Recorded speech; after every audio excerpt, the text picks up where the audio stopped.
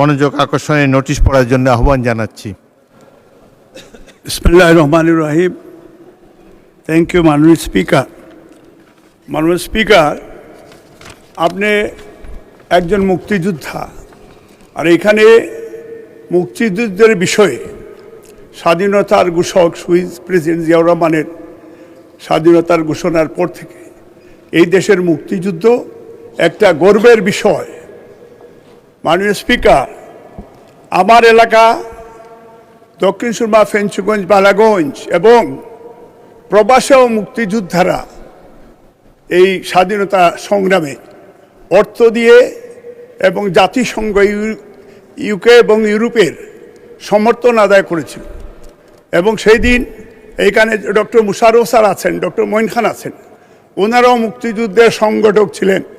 আমার প্রশ্নটা হচ্ছে, এই মুক্তিযুদ্ধে যেমন আমরা আজকে দক্ষিণ সুরমা, ফেঞ্চুগঞ্জ এবং বালাগঞ্জ আমাদের অনেক অন্যতম গুরুত্বপূর্ণ এলাকা, যেখানে মুক্তিযুদ্ধের সর্বাধিনায়ক জেনারেল এমএজি উসমানীর এলাকা বালাগঞ্জ, যেখানে ইলিয়াস আলীর এলাকা বালাগঞ্জ, যেখানে রিয়ার এডমিরাল মাহবুব আলী খানের এলাকা আমার দক্ষিণ সুরমা সিলেট 3-এ, এখানে গণকবর মুক্তিযোদ্ধাদের অনেক, এবং সেই অন্যতম গুরুত্বপূর্ণ এলাকা ফেসিস্ট সরকার সারা দেশের ন্যায় আমার এলাকায়ও অনেক ভুয়া যোদ্ধাকে তালিকাভুক্ত করে এই নিয়ে স্থানীয় খেতাবপ্রাপ্ত মুক্তিযোদ্ধাদের মধ্যে অনেক ক্ষোভ রয়েছে।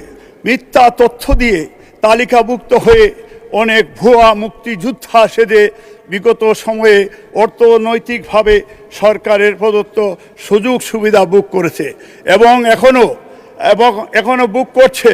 মাননীয় মন্ত্রী, অনুগ্রহ করে বলবেন কি বর্তমান সরকারের অতি দ্রুত মুক্তিযোদ্ধাদের সঠিক তালিকা করবেন কিনা, এবং প্রবাসী মুক্তিযোদ্ধাদেরকে স্পেশালি ইউনাইটেড কিংডম, এবং যেখানে তারা লক্ষ মুক্তিযোদ্ধাকে শহীদ প্রেসিডেন্ট জিয়াউর রহমান যখন বলেছিলেন I major Zia declare independent of Bangladesh, এবং সেই দিন এবং তারা সেইখানে যুদ্ধে অংশগ্রহণ করে মুক্তিযুদ্ধের অর্থ এবং মুক্তিযুদ্ধের অস্ত্র তারা কিনে দিয়েছিলেন। মাননীয় স্পিকার, আপনিও সেই মুক্তিযোদ্ধা, আপনিও সেইখানে, এবং আমি সিলেটে প্রথমেই আমরা স্বাধীন হয়েছিলাম শহীদ প্রেসিডেন্ট জিয়াউর রহমানের নেতৃত্বে, এবং এইটার জন্য মাননীয় মন্ত্রী আমাদের আপনার সঠিক কি স্টেপ নেবেন, এটা আমরা আজকে জাতি জানতে চায়।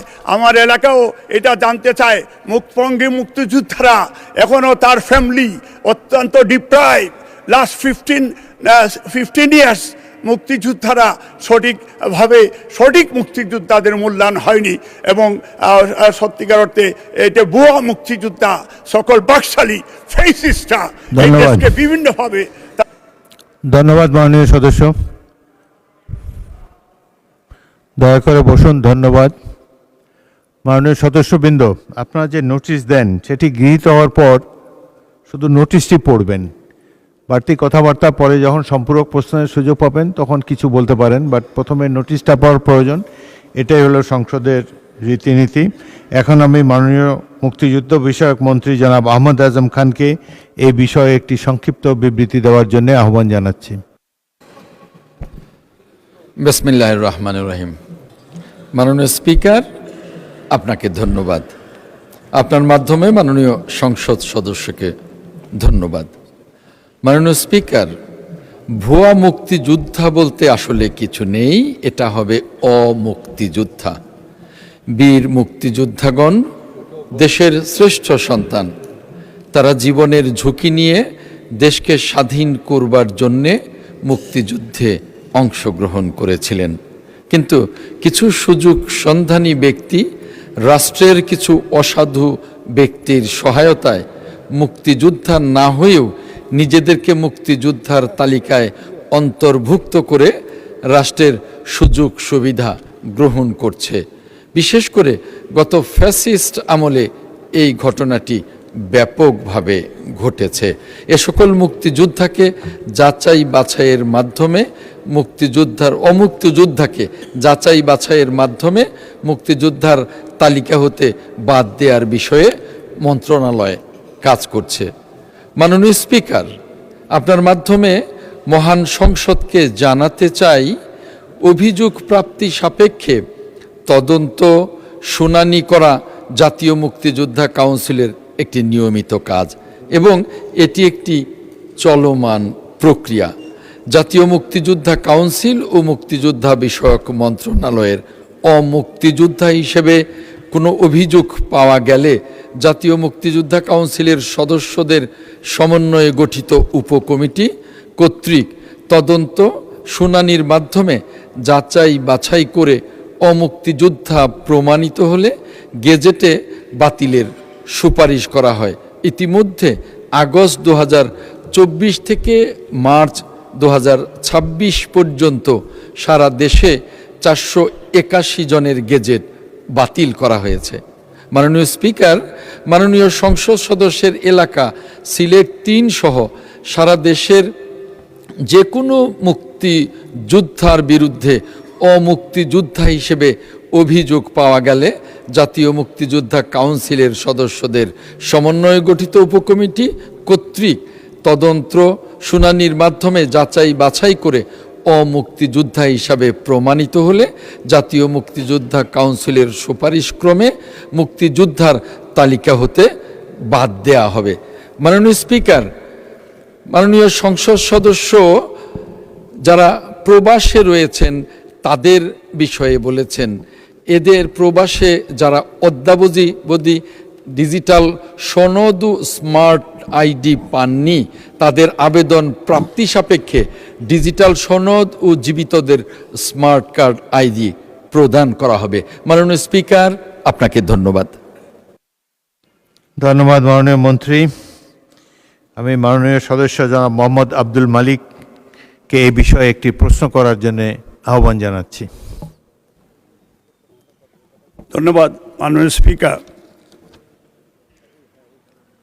দাবি হচ্ছে যে ফেসিস সরকারের মুক্তিযোদ্ধাদের তালিকা বাতিল করা, নির্ভুল এবং প্রকৃত মুক্তিযোদ্ধাদের তালিকা অন্তর্ভুক্তিকরণ, অবৈধ গৃহীন মুক্তিযোদ্ধা বা তাদের পরিবারকে দ্রুত পুনর্বাসন এবং প্রবাসীদের বিষয়টা বলেছেন যে তাদেরকে একটা সঠিক পরিচয়। 3টি উপজেলায় যোদ্ধা কমপ্লেক্স বিবরণ, দক্ষিণ সুরমা কমপ্লেক্স কাজ শেষ হলেও হস্তান্তর করা হচ্ছে না।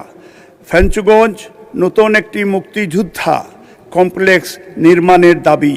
বালাগঞ্জ মুক্তিযোদ্ধা কমপ্লেক্স সংস্কার ও আরও একটি তলা বর্ধিত করা কোনো পরিকল্পনা আছে কিনা, এবং তার সাথে সাথে আমরা সত্যিকার অর্থে আজকের আমাদের স্পেশালি দক্ষিণ সুরমায় আমাদের মুক্তিযুদ্ধের অনেক সঠিক মুক্তিযোদ্ধাদের যারা একটা গ্রামেও, আমার নিজের গ্রামেও, এটা তেতলি হচ্ছে দক্ষিণ সুরমায়, যেদিন তারা অ্যাটাক করেছিল 11 জন পাকিস্তানি, সেই দিন অর্ডিনারি কৃষকের কাস্তি দিয়ে তারা জবাই করে এই গ্রামের প্রত্যেকটা মানুষ মুক্তিযুদ্ধে তারা অংশগ্রহণ করেছে, কিন্তু তাদের ব্যাপারে আজ পর্যন্ত ওই এলাকায় কোনো খোঁজখবর নেই। আছে আশা করছি মাননীয় মন্ত্রী, আপনি যখন সিলেট ভিজিট করবেন, আপনি যখন দক্ষিণ সুরমা ভিজিট করবেন, মুক্তিযুদ্ধের সর্বাধিক নায়ক general M A Usmani, rear admiral মাহবুব আলী খান এবং আমার গ্রাম তেতলি, সেই মুক্তিযুদ্ধের ঐতিহাসিক স্পট আপনারা দেখবেন যে এলাকার শিশু পর্যন্ত মুক্তিযুদ্ধে অংশগ্রহণ করেছিল। আপনাকে ধন্যবাদ মাননীয় স্পিকার এবং আজকের সংসদ নেতা, আমাদের প্রিয় নেতা বাংলাদেশের প্রধানমন্ত্রী, এবং উনি অত্যন্ত ডাইনামিক লিডারশিপ, এবং আজকে গ্রেটফুল যে উনি আমাকে সেই দানের শীষে দেওয়ার কারণে আজকে মুক্তিযুদ্ধের পক্ষে আজকে এই সংসদে 2টি কথা বলার সুযোগ পেয়েছি মাননীয় স্পিকার। এবং আপনাকেও আজকে আপনার প্রিয় শ্রী দিলারা, যিনি আমার বোন সিলেটের, আমার সিলেটি বোন হিসাবে আমিও তার আপনার মাগফিরাত কামনা করে আজকে এই সংসদে আমাদের মুক্তিযুদ্ধের পক্ষে আমাদের মাননীয় প্রধানমন্ত্রী, উনিও সিলেটে এবং দক্ষিণ সুরমায় আমাদের এলাকায় উনি যাবেন, এবার সিলেটে গেলে অন্তত সেই মুক্তিযোদ্ধাদের বিষয় এবং আমার এলাকায় ধন্যবাদ মাননীয় মন্ত্রী। মাননীয় সদস্য, মাননীয় মন্ত্রী। মাননীয় স্পিকার, আপনাকে ধন্যবাদ। আপনার মাধ্যমে মাননীয় সংসদ সদস্যকেও ধন্যবাদ। মাননীয় স্পিকার, বর্তমান সরকার শহীদ রাষ্ট্রপতি জিয়াউর রহমান, যিনি মহান মুক্তিযুদ্ধের মহান ঘোষক, রণাঙ্গনের মুক্তিযোদ্ধা, বাংলাদেশের 1 নম্বর বীরুত্তম, তার আদর্শে লালিত বর্তমান সরকার। মাননীয় স্পিকার, বাংলাদেশের প্রথম নারী মুক্তিযোদ্ধা, আমাদের বাংলাদেশের অবিসংবাদিত নেত্রী, বাংলাদেশের গণতন্ত্রের আজন্ম যোদ্ধা, যাকে ডক্টর মোহাম্মদ ইউনূস বলেছেন বাংলাদেশের মহান অভিভাবক, সেই বাংলাদেশের 1 নম্বর প্রথম নারী মুক্তিযোদ্ধা, তাদের সুযোগ্য সন্তান আমাদের মাননীয় প্রধানমন্ত্রী জনাব তারেক রহমান। আমাদের মাননীয় প্রধানমন্ত্রীর নেতৃত্বে আমাদের সরকার মুক্তিযোদ্ধাদের প্রতি প্রতিশ্রুতিবদ্ধ। কাজেই আমি মাননীয় স্পিকার, আপনার মাধ্যমে সম্মানিত সংসদ সদস্যকে জানাতে চাই যে এখনও যে সমস্ত জায়গায় এই মুক্তিযোদ্ধা কমপ্লেক্সের কাজ হচ্ছে সেগুলো সম্পন্ন হবে, যেগুলো কাজ এখনও শুরু হয়নি সেগুলোর বিষয়ে আমাদের পরিকল্পনা আছে, যেগুলো পুরনো হয়ে গেছে সেগুলো সংস্কার হবে। এবং এইটা মাননীয় স্পিকার, আপনার মাধ্যমে জানাতে চাই, আমি যখন সিলেটে যাব, ওই সিলেটের পুণ্যভূমি হজরত শাহজালালের শাহপরানের মাজার জিয়ারতের পরেই মুক্তিযুদ্ধের যিনি সর্বাধিনায়ক আমাদের জেনারেল এম.এ.জি. উসমানী, আমাদের বীর মুক্তিযোদ্ধা এবং বাংলাদেশের এক সময় সাবেক মন্ত্রী, সাবেক নৌবাহিনী প্রধান, আমাদের শ্রদ্ধেয় মরহুম মাহবুব আলী খানের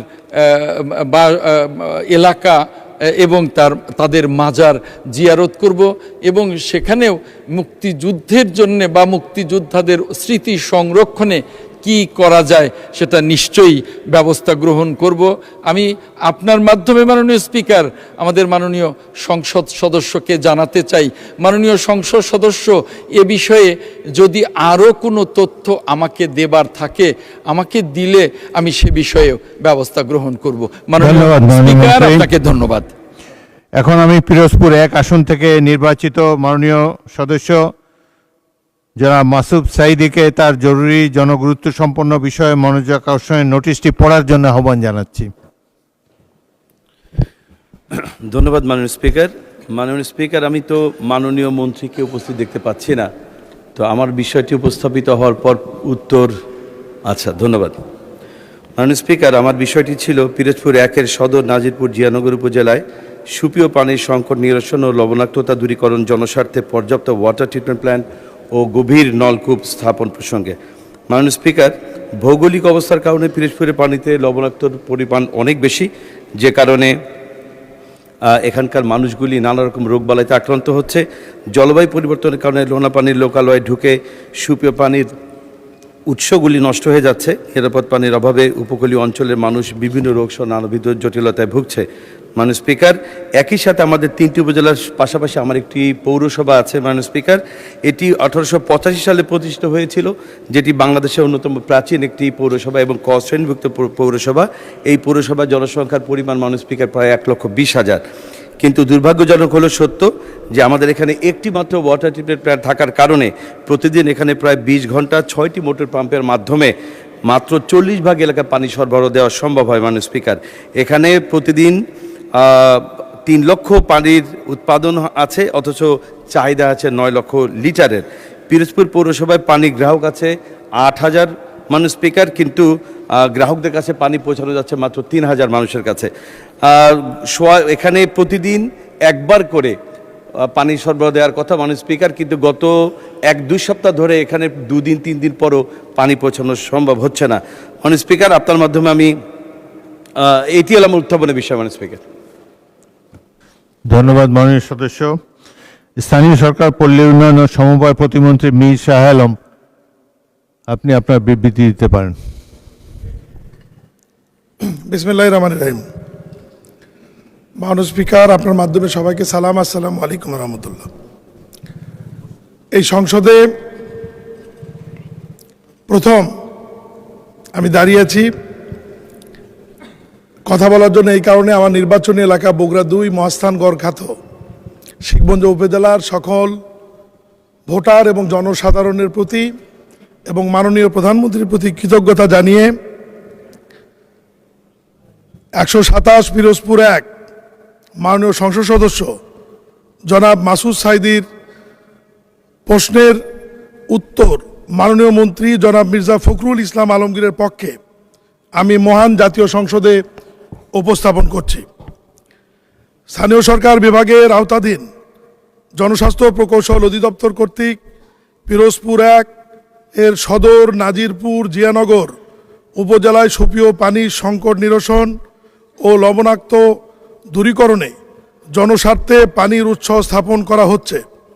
উপকূলীয় জেলাসমূহে বৃষ্টির পানি সংরক্ষণের মাধ্যমে পানি সরবরাহ প্রকল্প জুলাই ২০২২ থেকে ডিসেম্বর ২০২৬ শীর্ষক প্রকল্পের আওতায় পিরোজপুর জেলা সদর উপজেলার ২,২৭৯টি, নাজিরপুর উপজেলায় ২,৭34টি, জিয়ানগর উপজেলায় ৩,২৪৫টি রেইন ওয়াটার হারভেস্টর বরাদ্দ প্রদান করা হয়েছে।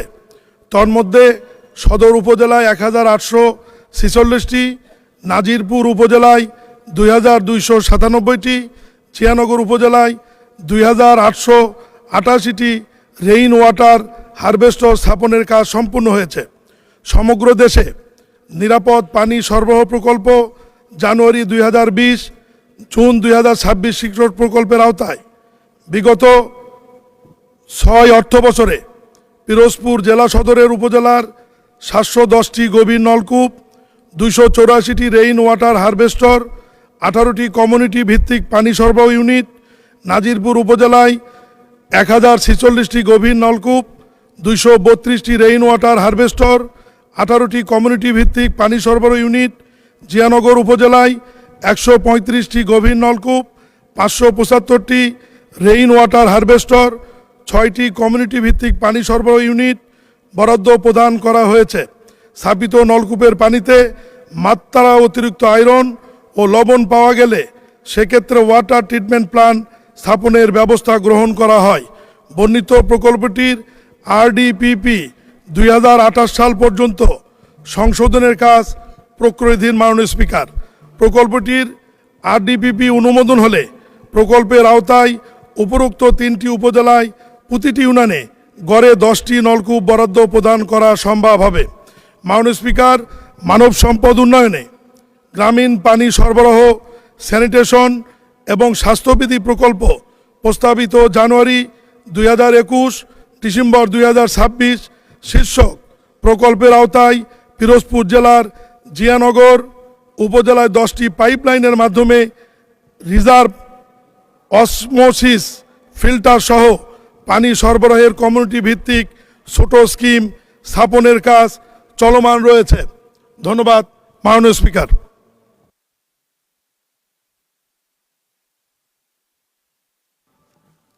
ধন্যবাদ মাননীয় মন্ত্রী। সদস্য জনাব মাসুদ সাইদি একটি প্রশ্ন করুন। মাননীয় স্পিকার, মাননীয় মন্ত্রী মহোদয় রেইন ওয়াটার হারভেস্টিংয়ের ব্যাপারে বারবার বলছিলেন। আমরা তো রেইন ওয়াটার হারভেস্টিং চাইনি, আমরা চাচ্ছি water treatment plant. Rain water harvesting তো বৃষ্টির পানি ধরে রাখার একটা বিষয়, কিন্তু আমরা চাচ্ছি পানি উৎপাদন করে জনগণের কাছে পৌঁছে দেওয়া, যেটি আমাদের কাছে নেই। এখন মাননীয় স্পিকারের কাছে, মাননীয় স্পিকারের মাধ্যমে মাননীয় মন্ত্রীর কাছে জানতে চাচ্ছি, বর্তমানে জনস্বাস্থ্য প্রকৌশল অধিদপ্তরের মাধ্যমে ফ্রান্সের AFD 7 town and inclusive sanitation নামে একটি প্রকল্প নিয়ে ফিজিবিলিটি স্টাডি করে প্রাক্কলন তৈরি করা হয়েছে। তাতে প্রতিটি পৌরসভায় 100 থেকে 150 কোটি টাকার কাজ হওয়ার কথা।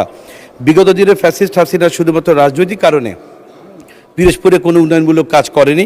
এদিকে গত 1.5 বছরে কোনো নির্বাচিত সরকার না থাকায় ডিপিপি অনুমোদন সহ অন্যান্য কাজও হয়নি। তাই মাননীয় স্পিকার, আপনার মাধ্যমে মাননীয় মন্ত্রীর কাছে জানতে চাই, পিরোজপুর পৌরবাসীর কাঙ্ক্ষিত নিরাপদ সুপেয় পানি স্যানিটেশন ব্যবস্থা উন্নয়নে ফ্রান্সের AFD7 town and inclusive sanitation নামীয় প্রকল্প থেকে বরাদ্দ অথবা মাননীয় মন্ত্রীর নেতৃত্বাধীন স্থানীয় সরকার মন্ত্রণালয় থেকে পিরোজপুর পৌরসভার জন্য বিশেষ বরাদ্দ প্রদান করা হবে কিনা, এবং পানি সহজলভ্য করার জন্য বলেশ্বর নদী খননের ব্যবস্থা করা হবে কিনা। মাননীয় স্পিকার, আপনাকে ধন্যবাদ। ধন্যবাদ। মাননীয় মন্ত্রী, আজান পড়ে গিয়েছে, একটি সংক্ষিপ্ত জবাব দিয়ে দেন। ধন্যবাদ মাননীয় স্পিকার। আমাদের মাননীয় সংসদ সদস্য ট্রিটমেন্ট প্ল্যান্টের বিষয়ে যেটি বলেছেন, ডিপিপি তৈরির প্রস্তুতি চলছে। ডিপিপি প্রকল্প আকারে অনুমোদন হলে ইনশাল্লাহ আপনার নির্বাচনী এলাকায় এ ব্যাপারে প্রয়োজনীয় ব্যবস্থা নেওয়া হবে। ধন্যবাদ মাননীয় স্পিকার। ধন্যবাদ মাননীয় সদস্যবৃন্দ। সংসদ অধিবেশন 30 মিনিটের জন্য বিরতি দেওয়া হলো। আসরের নামাজের বিরতি।